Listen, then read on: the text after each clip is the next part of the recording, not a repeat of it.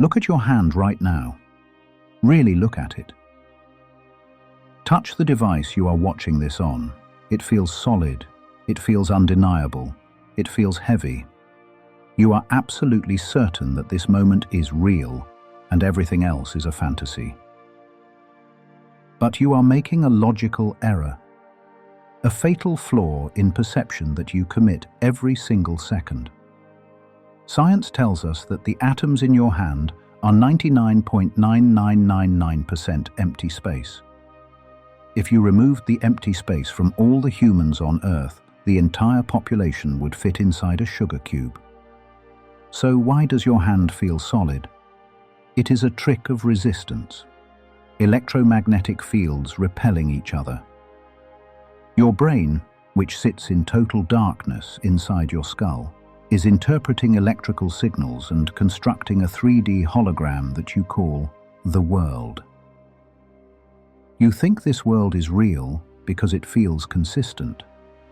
But the ancient sages of the Himalayas identified a specific variable, a glitch, that proves this waking life is actually a simulation. Once you see this glitch, you can never unsee it. Your reality will crack. And by the end of this video, I am going to show you exactly what that glitch is and how to use it to finally wake up inside the dream. Let's start with the modern explanation before we go into the ancient one. Today, we call this simulation theory. Even tech visionaries and quantum physicists are beginning to admit that the math doesn't add up. They say there is a 1 in a billion chance that this is base reality.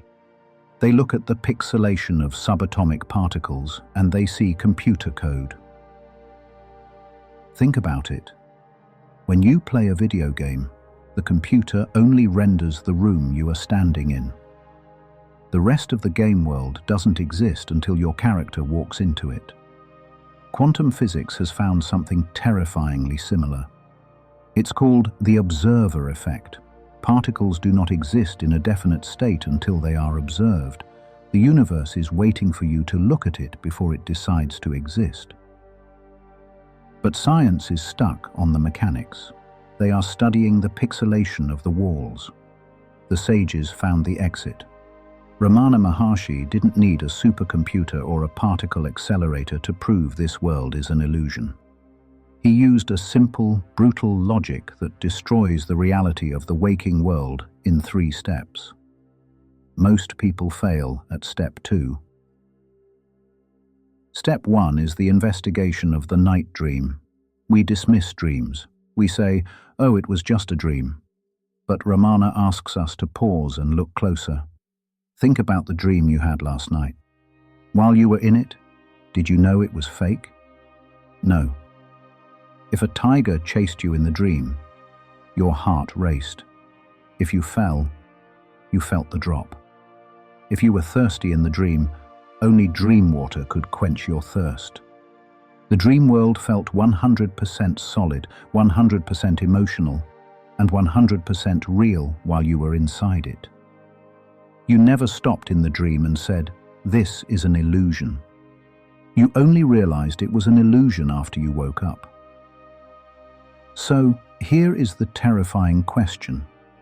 If the dream felt completely real while you were in it, how do you know you aren't doing the exact same thing right now? How do you know this waking state isn't just another layer of the onion? Your ego will immediately object. It will scream, "But this world is stable. My car is in the same spot every morning. Dreams are chaotic and jump around." Ramana Maharshi had a simple answer for this. He said the only difference is the duration. The night dream is short. The waking life is a long dream. But just because a movie is 3 hours long instead of 30 minutes, does that make it real?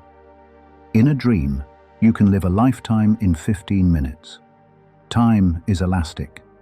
The stability you see in this world is just part of the script of the long dream. It proves nothing.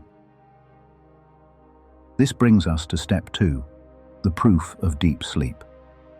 This is the philosophical argument that breaks the illusion completely. To determine if something is real, we have to define what reality actually is. In the philosophy of non-duality, the definition of reality is strict. For something to be real, it must be permanent. It must exist at all times, without interruption. If something appears and disappears, it is not real. It is a temporary appearance. Now, apply this test to the world. Where is the world when you are in deep sleep?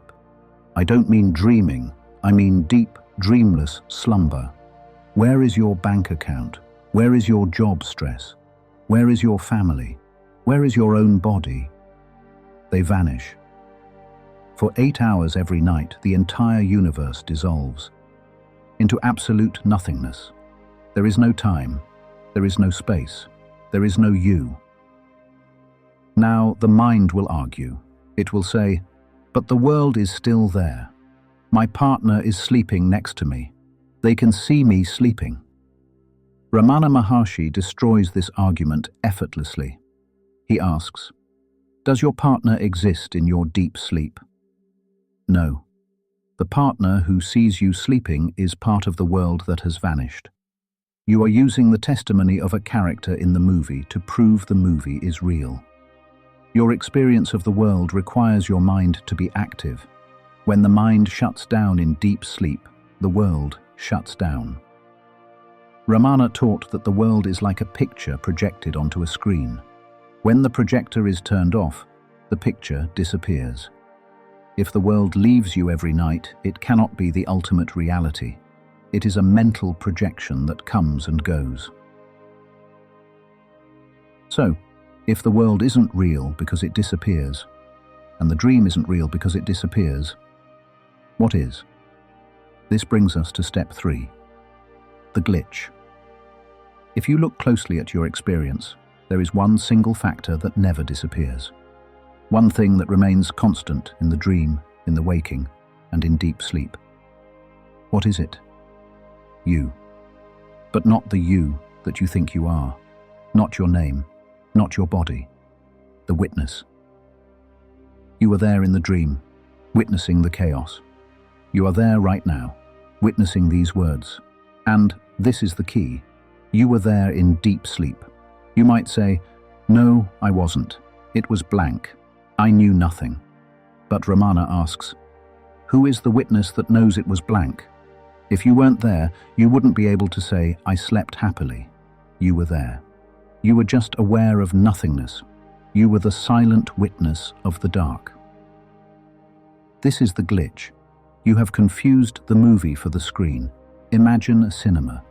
A movie plays on the screen. Sometimes it is a comedy, sometimes it is a horror movie.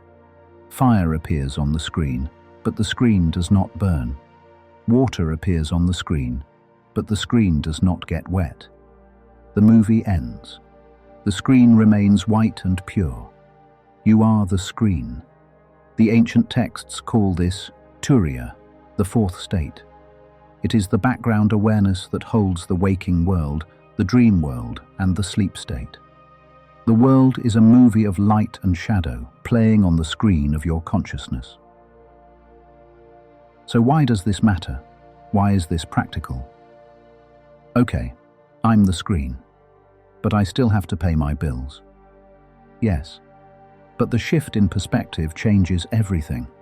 When you realize you are the screen, the fire in the movie cannot burn you. This is the secret to what we call lucid living. Think about a lucid dreamer. When you realize you are dreaming, you don't necessarily wake up. You might stay in the dream to have fun, but you stop running from the monsters. You turn around and look at the monster, and you laugh, because you know it is made of your own mind. It cannot hurt you. Ramana Maharshi invites you to do the same thing with your waking life. This week, treat your job stress, your relationship drama, and your financial fears exactly like a dream tiger. Respect the tiger. Move out of the way. Do what needs to be done, but do not let it terrify your soul, because a dream tiger cannot bite the dreamer. When you are detached, you actually perform better. You are no longer frozen by fear. You are playful. You are light. You are the actor who knows it is a play, rather than the character who thinks it is life or death. The world is a long dream. It is beautiful. It is tragic. It is complex. But it is not real. You are the safe, eternal, untouched screen. The movie is just passing through. Wake up.